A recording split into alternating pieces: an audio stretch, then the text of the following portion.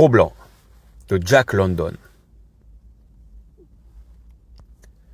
Chapitre 1. Dans une région glacée du nord, 2 hommes et un attelage de chiens-loups progressent difficilement sur un fleuve gelé, tractant un traîneau contenant une boîte oblongue. La boîte renferme le corps d'un 3e homme, abattu par le Wild impitoyable. Le Wild, une forêt de sapins, sombre et menaçante, encadre leur route, accentuant le sentiment d'abandon et de désolation. La température est si froide que l'esprit s'enfuit devant cette immensité glacée. Les hommes, Henry et Bill, avancent en silence, économisant leur souffle et leur force sous un ciel sans soleil. Soudain, un cri de chasse perçant soudainement le silence les avertit de la présence de loups affamés qui les suivent.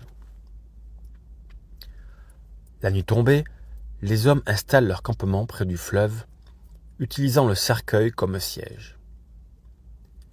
Les chiens, nerveux, montrent une fidélité inhabituelle, probablement par peur des loups. Bill remarque qu'il manque un poisson pour les chiens, suspectant la présence d'un animal supplémentaire parmi eux. Chapitre 2. Le lendemain, les cris des loups persistent, provoquant des paniques parmi les chiens. En plein campement, Bill repousse un voleur de poissons qu'il identifie comme un loup apprivoisé. La nuit suivante, un autre chien, qui s'appelle Grenouille, disparaît, victime des loups. Bill attache solidement les chiens avec des bâtons pour éviter d'autres pertes. Mais, malgré ces précautions, un 3e chien, nommé Gros Gaillard, s'échappe également, probablement libéré par son ami N'a qu'une oreille. Henry découvre le bâton de Gros Gaillard rongé jusqu'au cuir, signalant la voracité des loups. Bill décide alors de chasser la louve qui attire les chiens, mais sans succès, car elle est trop rusée pour se faire tuer facilement. Le soir venu, les hommes remarquent que le cercle de loups s'est encore resserré sur eux. Chapitre 3. Le jour se lève sous de meilleurs auspices, mais l'accident d'un traîneau renversé offre à N'a qu'une oreille l'occasion de s'enfuir vers la louve. Bill, armé de son fusil, s'enfonce dans la forêt pour tenter de sauver le chien, mais il est rapidement submergé par les loups. Henry entend les derniers coups de fusil et les cris au loin, réalisant que Bill et N'a qu'une oreille sont perdus. Le voilà tout seul, avec ses 2 chiens. Désespéré, il attelle les 2 chiens restants et continue seul avec eux. Le soir, les loups s'approchent tellement près qu'Henry ne peut plus dormir, se contentant de maintenir le feu pour se protéger. La nuit suivante, la fatigue accable Henry et il doit attacher des tisons brûlants à sa main pour rester éveillé. Au matin, il tente de repartir, mais les loups, devenus plus audacieux, l'attaquent. Un loup manque de le saisir, et Henry passe la journée à renforcer son feu avec un sapin abattu.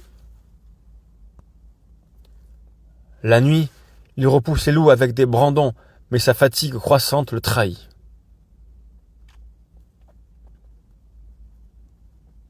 Alors qu'il est presque submergé par les loups, à l'aube, les loups partent mystérieusement. Des hommes arrivent et sauvent Henry, découvrant que le Wild a eu raison de ses compagnons et des chiens. Chapitre 4. La louve fut la première à entendre les voix humaines et les aboiements des chiens de traîneau, s'enfuyant rapidement. Les autres loups hésitèrent avant de la suivre, cédant finalement à la peur des bruits suspects. Ce fut un grand loup gris qui prit la tête, contrôlant la meute avec des grognements et des morsures. Il rejoignit rapidement la louve, acceptant même ses avances ludiques avec bienveillance. Un autre loup, un vieux loup borgne, la flanquait aussi, la pressant de près malgré ses coups de croc. La rivalité entre les loups était apaisée par la faim, les empêchant de se battre. La meute courut longtemps, leur endurance les menant vers des élans, un grand troupeau d'élans. Ils engagèrent une bataille brève mais féroce, triomphant du grand élan et festoyant abondamment.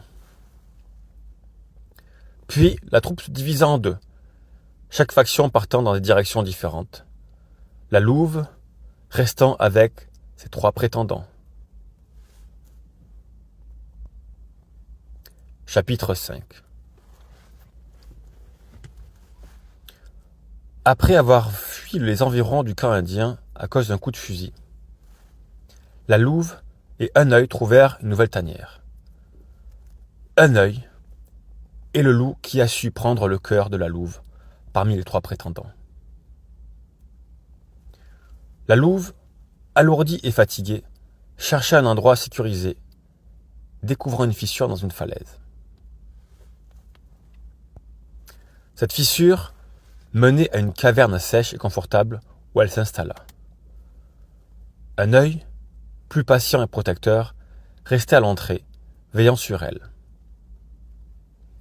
Malgré les appels de la nature, il ne pouvait chasser efficacement en raison de la fonte des neiges.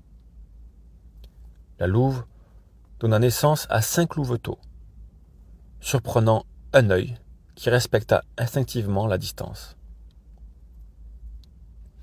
Malgré les défis, le couple trouva des ressources pour nourrir leur famille, renforçant leurs liens dans cette nouvelle tanière. Chapitre 6. Parmi les 5 louveteaux, il y a un louveteau gris, seul à hériter du pelage de son père. Il commença à explorer son monde par le toucher avant d'ouvrir les yeux. Sa curiosité grandit, attiré par la lumière filtrant à l'entrée de la caverne. Malgré les coups de patte et de nez de sa mère, il se rapprochait sans cesse de cette lumière, de cette ouverture. Sa première expérience du monde extérieur fut brutale, une chute lui apprenant la dureté de l'environnement. Néanmoins, il continua d'explorer, développant ses instincts de chasseur en attrapant ses premiers tamirgons, qui sont des sortes d'oiseaux. Sa mère et la lumière devinrent ses repères principaux, tandis qu'il s'assujettait progressivement aux dangers et aux opportunités du wild.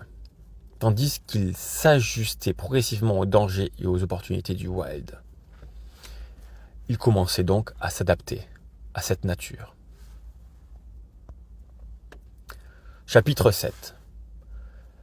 La curiosité poussa le louveteau à dépasser la crainte atavique et à franchir l'entrée de la caverne, découvrant ainsi le vaste monde extérieur. La lumière éblouissante et l'immensité de l'espace le terrorisèrent d'abord, mais l'exploration des environs l'amena à des découvertes fascinantes. Il apprit à différencier les choses vivantes des objets inanimés, découvrant la fragilité de ces derniers par ses chutes fréquentes. Un nid de tamirgan devint sa première source de viande vivante, renforçant son instinct de chasseur. Les dangers comme le faucon et la belette lui enseignèrent la prudence et la survie dans ce nouvel environnement hostile. Chapitre 8.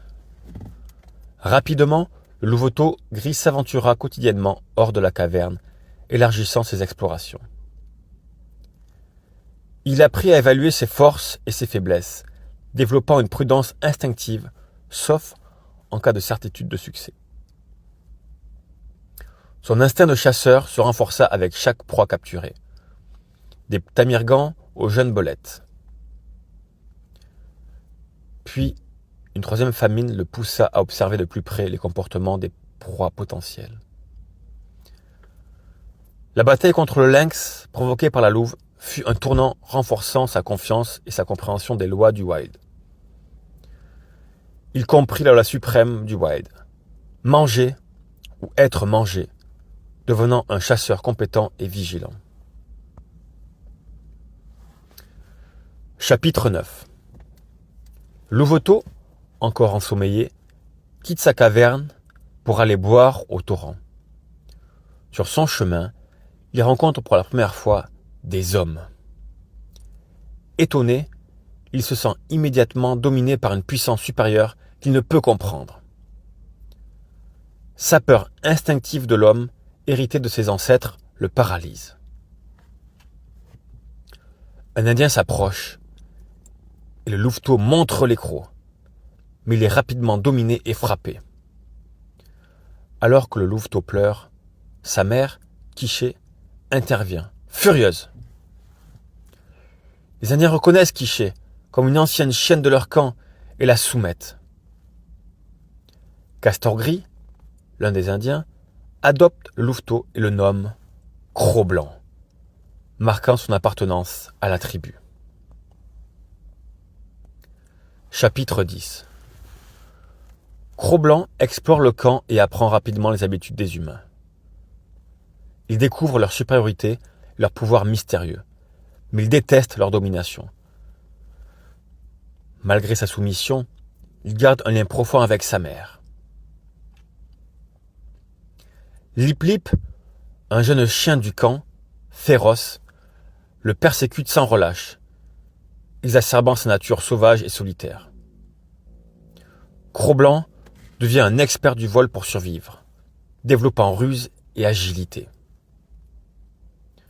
Un jour, il attire Lip Lip dans un piège où Quiché, sa mère, le blesse gravement, permettant à Cro-Blanc de goûter à la vengeance. Castor Gris décide de détacher Quiché, mais elle reste près du camp, enchaînée par sa fidélité à l'homme. Elle ne peut s'enfuir. Cro-Blanc, malgré son désir de liberté, reste proche de sa mère, lié par un attachement profond. Chapitre 11.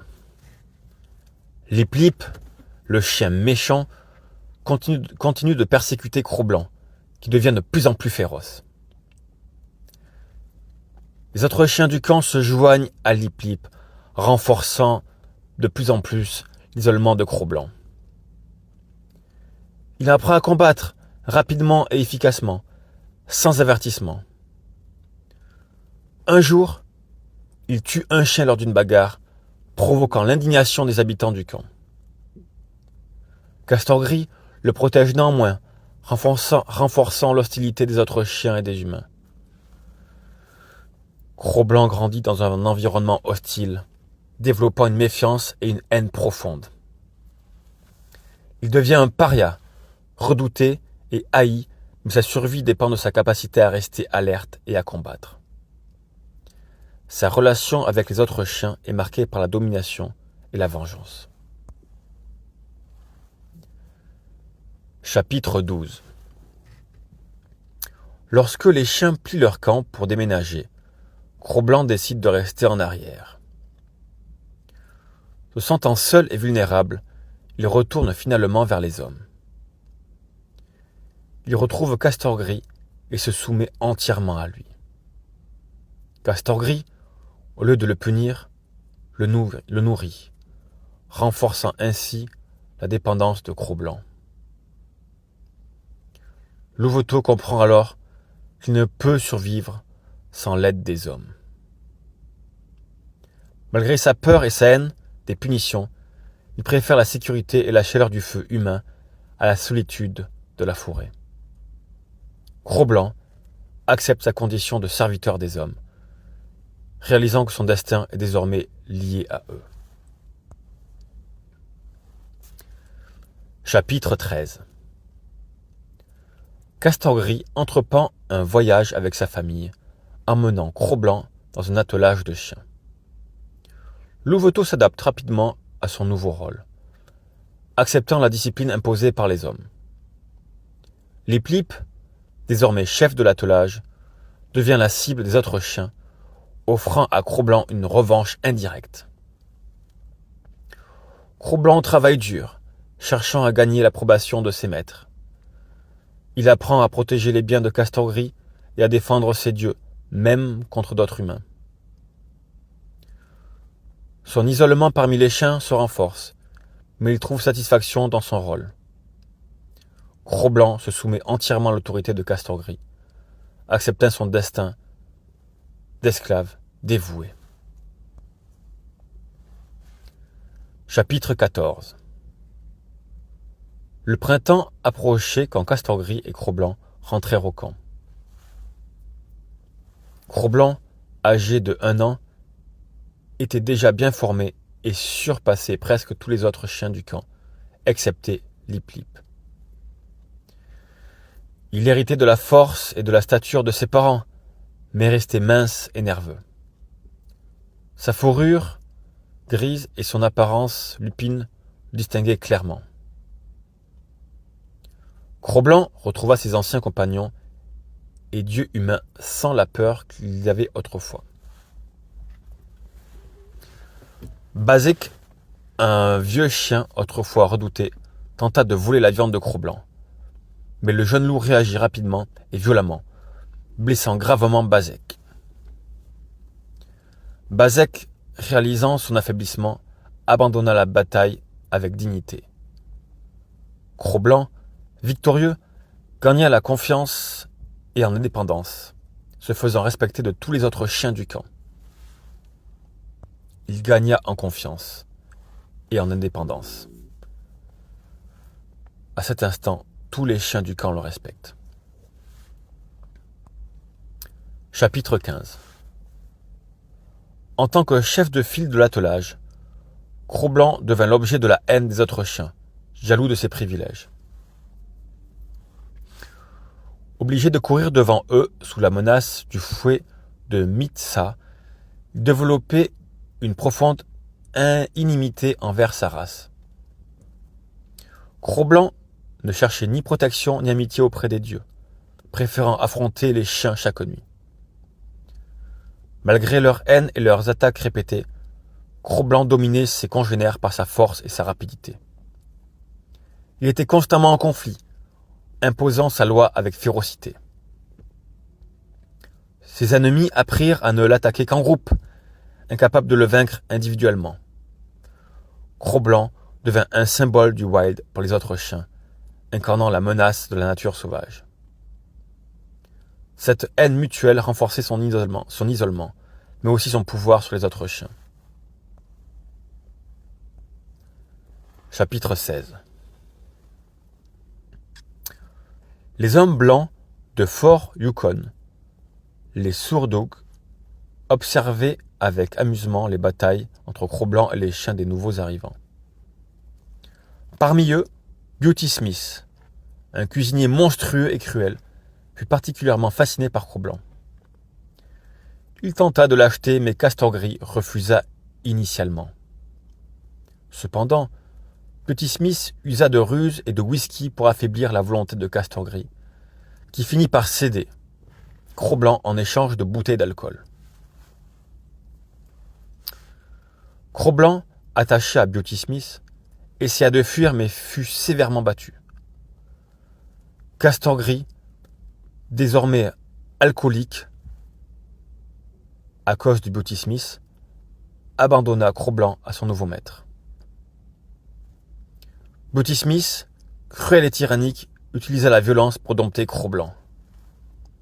Ce traitement inhumain transformait Cro-Blanc en une créature haineuse, incapable de comprendre la folie de son nouveau dieu. Chapitre 17.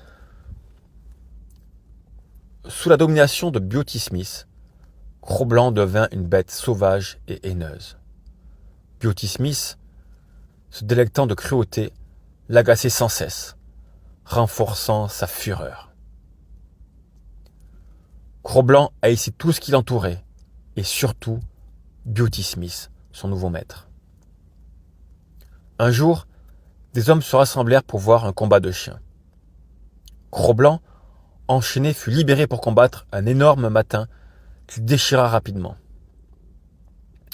Ce fut le début de nombreux combats où Cro-Blanc, implacable, abattait ses adversaires, un par un. Beauty Smith exploitait cette violence pour organiser des paris et des spectacles.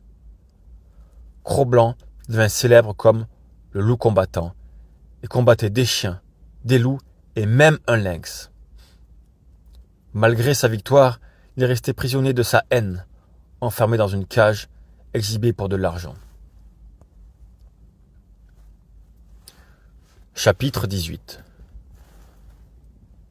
Lors d'un combat contre un bulldog nommé Cherokee, Cro-Blanc hésita un moment avant de l'attaquer.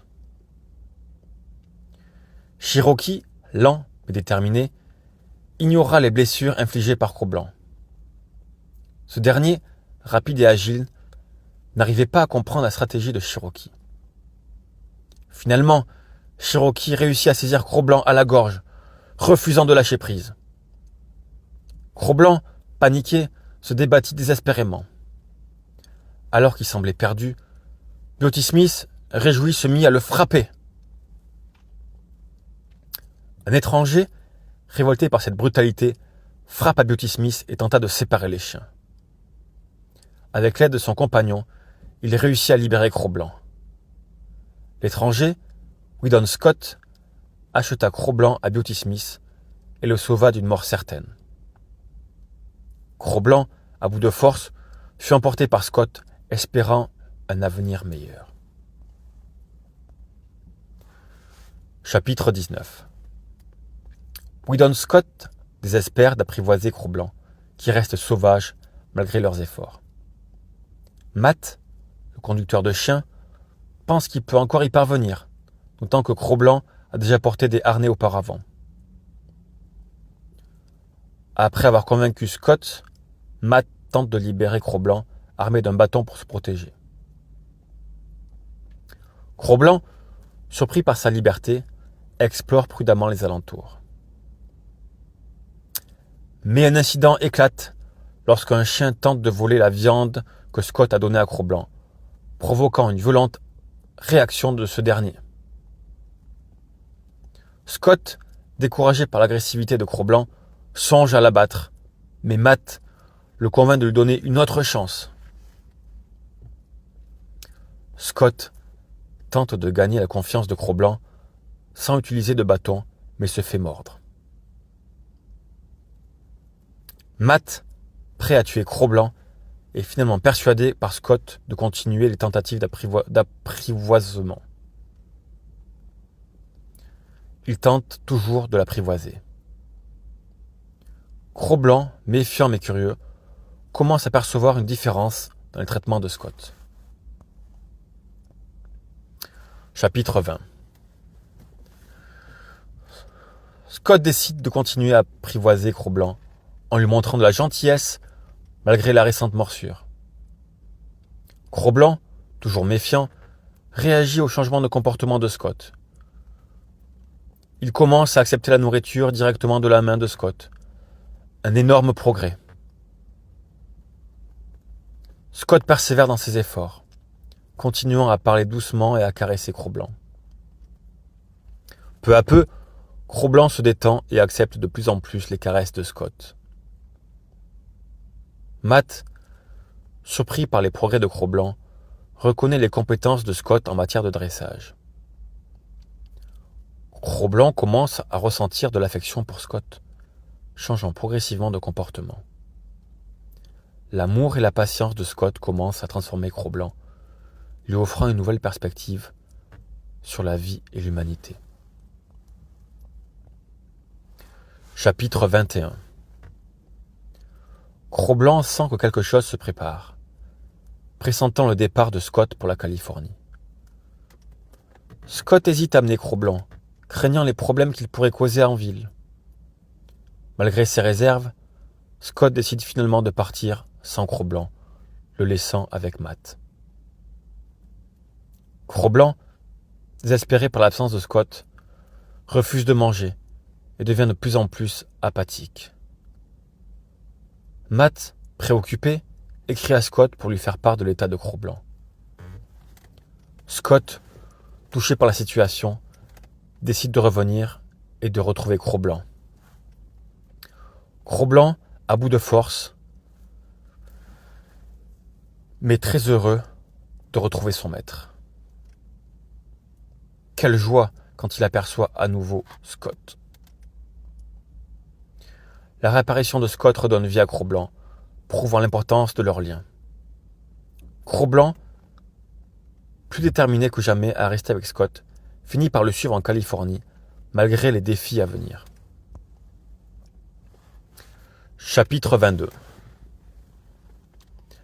Arrivé à San Francisco, Cro-Blanc est impressionné par la ville et ses dangers inconnus. Il découvre une vie urbaine trépidante, pleine de bruit et de mouvement. Séparé temporairement de Scott à la gare, Cro-Blanc garde les affaires de son maître avec vigilance. Rejoint par Scott, Cro-Blanc fait face à de nouveaux défis et rencontres, notamment avec la famille de Scott. La mère de Scott est effrayée par Cro-Blanc, mais Scott la rassure sur la fidélité et la protection de l'animal. Cro-Blanc rencontre les autres animaux de la propriété, notamment Collie, une chienne de berger qui l'accueille hostilement.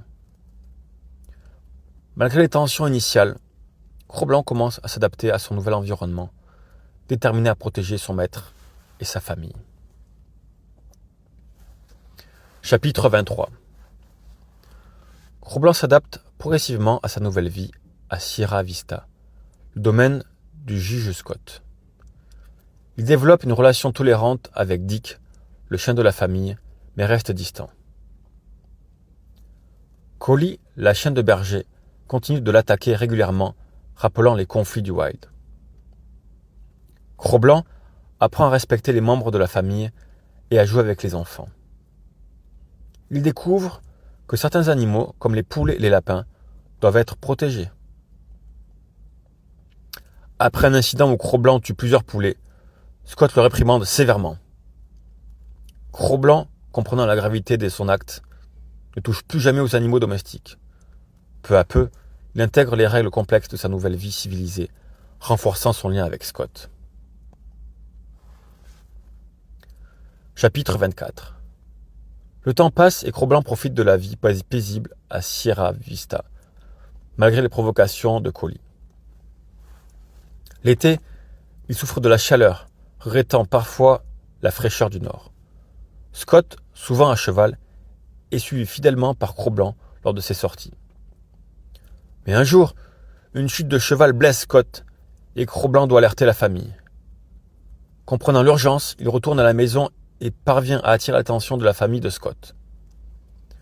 Leur réaction rapide permet de secourir Scott, consolidant la position de Cro-Blanc au sein de la famille. Cet incident renforce la reconnaissance et l'acceptation de Cro-Blanc comme membre précieux du foyer. Chapitre 25. L'évasion du gangster Jim Hall de la prison de San Quentin inquiète les habitants de Sierra Vista, surtout le juge Scott qui l'avait condamné.